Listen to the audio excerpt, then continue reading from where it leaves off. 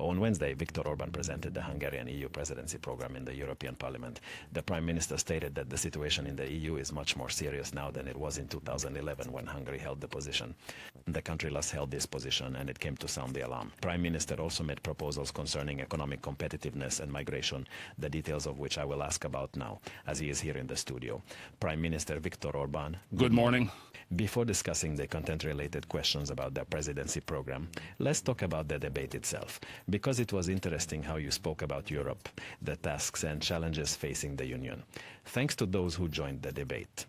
Well, we know that whether it's President von der Leyen or Mr. Weber, the President of the People's Party, both attacked the Hungarian government and its program and measures. So what could be the reason for this duality? I indeed found myself in the middle of an interesting situation, where I went, as is customary, representing the Hungarian presidency.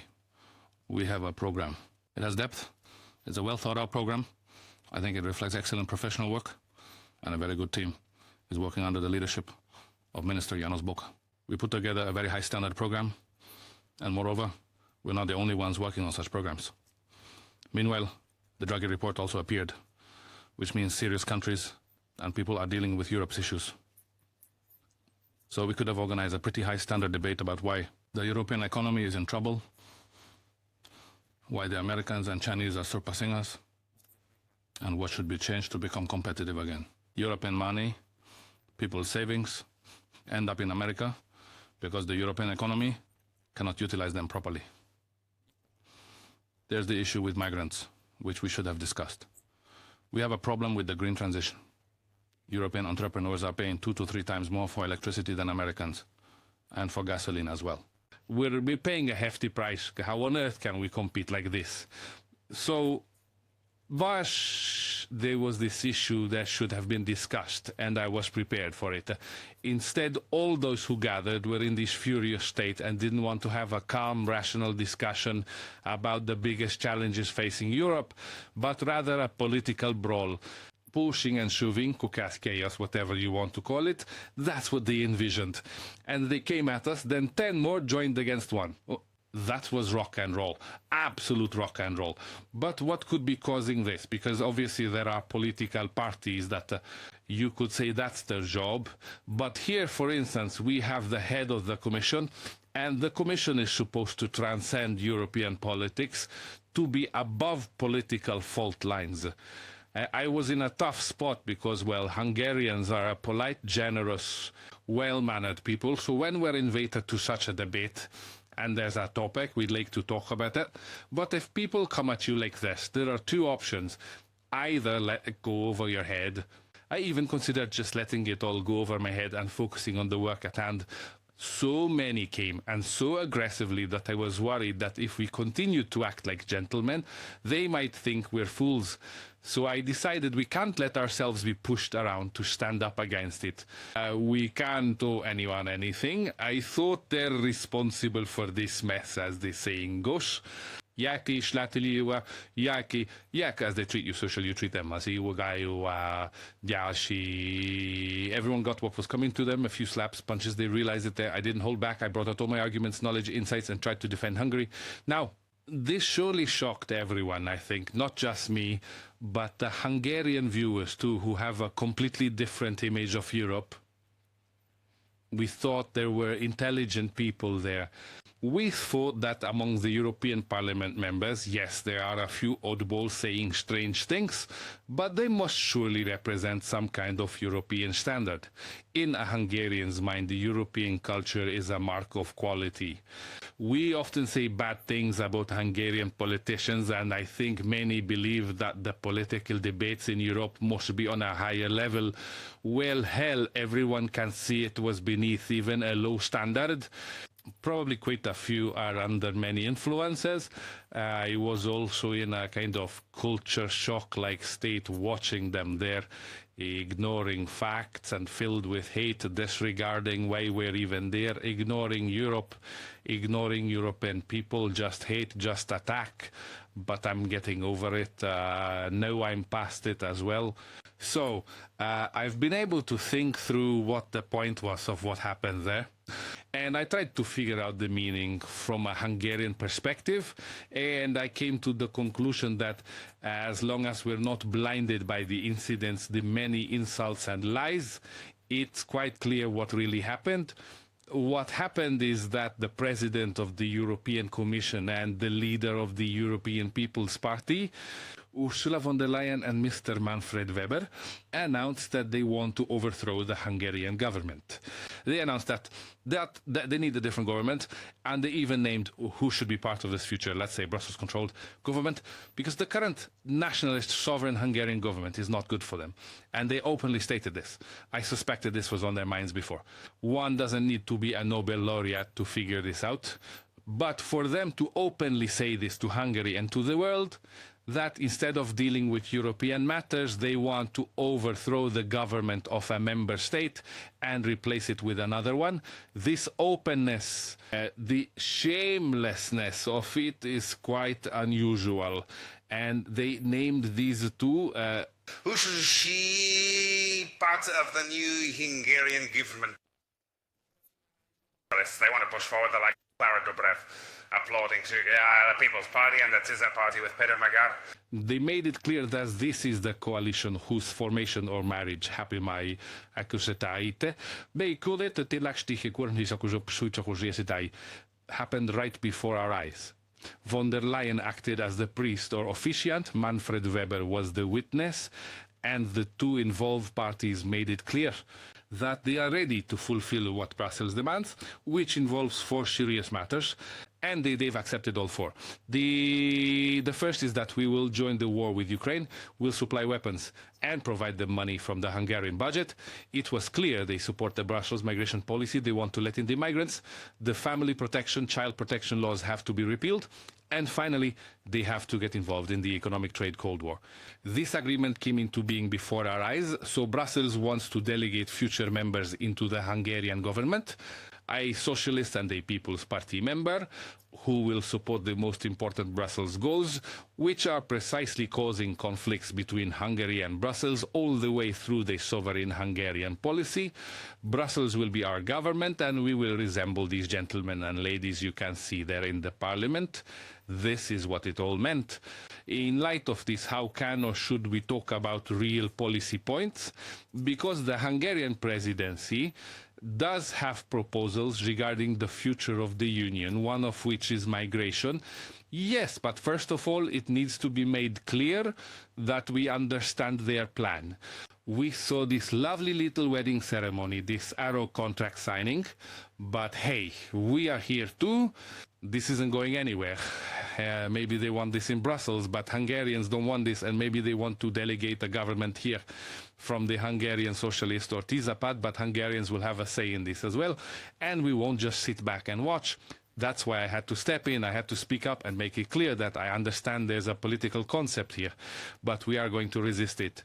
And the Hungarians want to decide for themselves what kind of government they want. It's not right for Brussels to tell us how to live and send us their mercenaries to enforce it. We've seen this before. They wanted to dictate from the outside how we should live. This isn't going to happen. No, how marriages should be, who we let into the country, who we go to war with, who we trade with or not. We've seen this before, 30 years ago. I don't think Hungarians want to go back to those times. But that's the past. What I saw there is the past. The proposed government delegated to Hungary from Brussels was just as oppressive as socialism and the Soviet Union. We've moved past that. We don't want that anymore. This is a free country, and the Hungarian people will decide what happens. So the first and most important thing is that I've declared resistance. So we will stand against this Brussels plan to delegate such a government to Hungary. Whatever happens, we'll take on the conflict. We had to make them understand this. They will accept it because they will see they are losing this battle. So publicity, facts, and honesty don't favor such Brussels-like intentions. Our biggest ally is reality and the public eye. And I will speak openly. Attack. Just like I did earlier, the friendship with Russia, I will bring up the facts and say, you are secretly trading with the Russians, you are the ones buying their gas and oil, through Iranian, Indian and Turkish refiners, and you are paying money for it, so you are trading nonetheless. Do they want this kind of battle? I don't think so, because they have too much to hide. So I think they'll calm down a bit and appreciate this debate, and it's not good business for them. Let's return to normal European politics, leave the member states alone, leave Hungary alone. These two good birds we've contracted with, if they go to Hungary, we'll pay them differently, and forget about this whole thing, and let's return to European-style politics. What are the chances for this, since we see that the attacks against Hungary aren't stopping, whether it's about the migration penalty or other issues that appear as debates? They seem to be appearing as policy debates between Brussels and Budapest. We have suggestions. I remember well when we had to handle the consequences of the 2008 financial crisis, and that was when we were European Union presidents for the first time in 2011. And then that specific body was established. From those European prime ministers who lead the countries belonging to the Eurozone,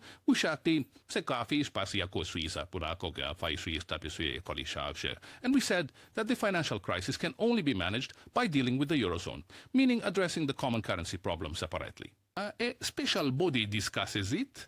This is where the prime minister should be, and this became the Eurozone Council. Not in traditional European debate frameworks, but separately agree on how to save the European money. No? We're not members of the Eurozone, but we were sometimes invited to these meetings.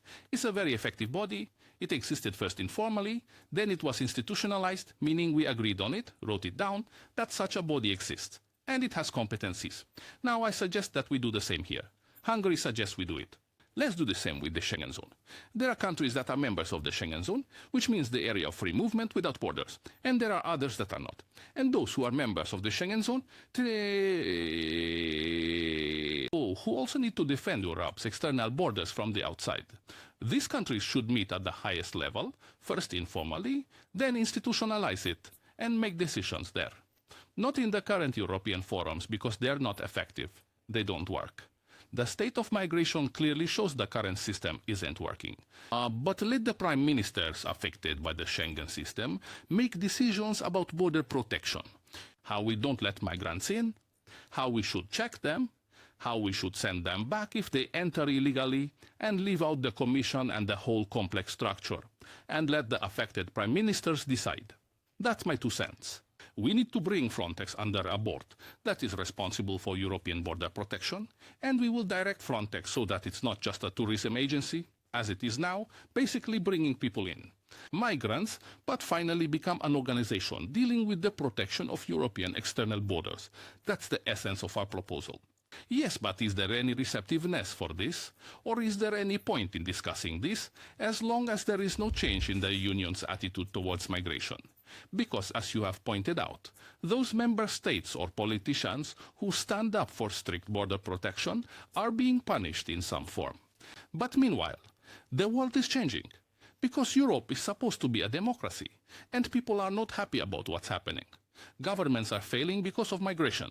So, those who proudly stood for the Western, the circular compensation.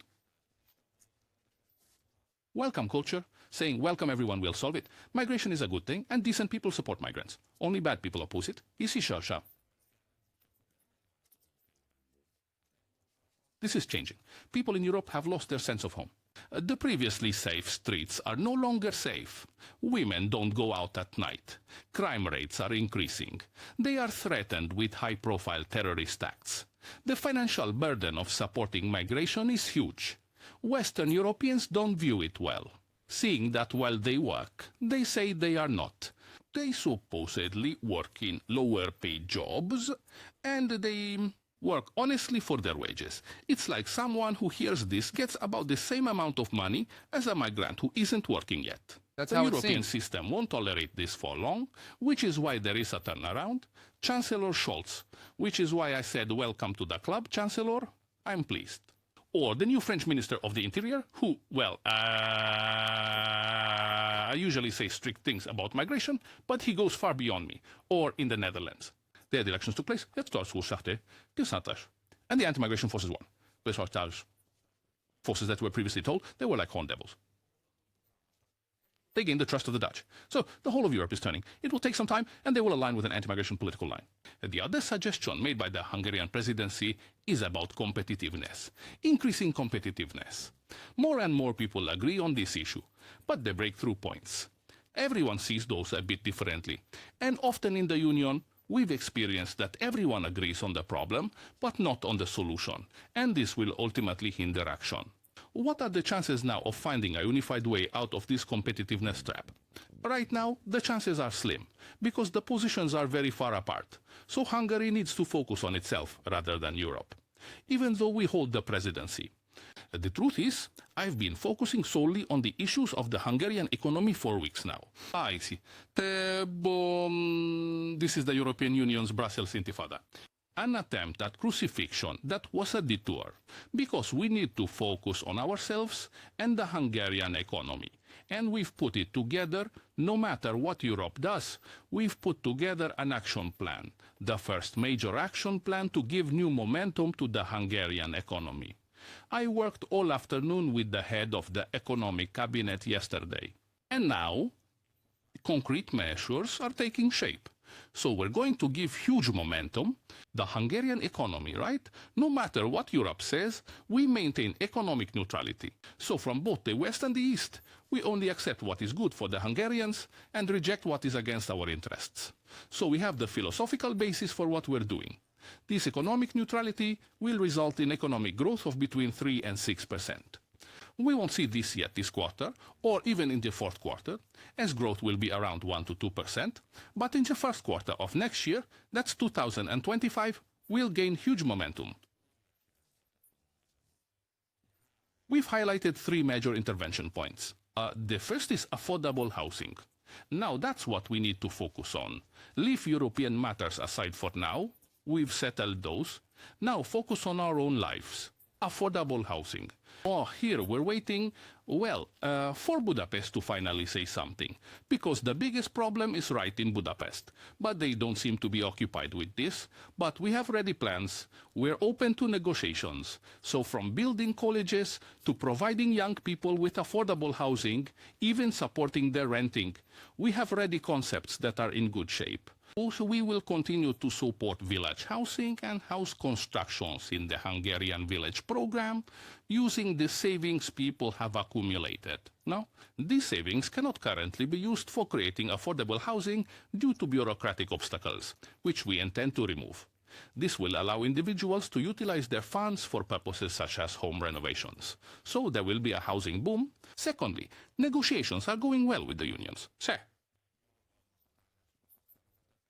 I believe we will be able to agree on the minimum wage and the scale of wage increases.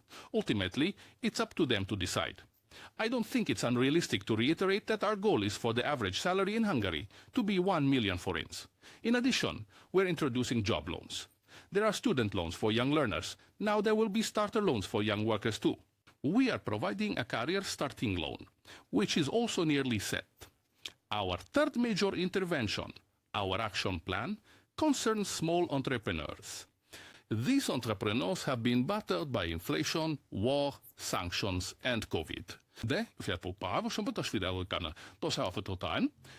we aim to help them grow in size, to achieve growth. I have a working name for this, since it's not official. We haven't received any authorization yet. It's the Demjan Sandor program. But through this, we'll provide capital, incentives, and various tools to assist small and medium-sized businesses in scaling up, becoming more stable and larger. So we will intervene at these 3 points.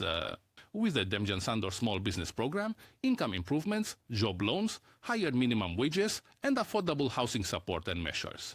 Together, they will boost the Hungarian economy. This will be evident in the first and second quarters of 2025. It will be very clear. So I will clarify this and then let the folks in Brussels deal with the consequences of their own actions. What do we need to have the budgetary flexibility to implement these programs? Simply put, we need growth. That's money. There are developments, major developments, and there are various development loans available from the European Development Bank, or even from China, or European or Asian financial markets. That's a financeable, solvable matter. Good resources can be found for good investments, but the targets need to be set wisely, and we have to carefully allocate our capacity.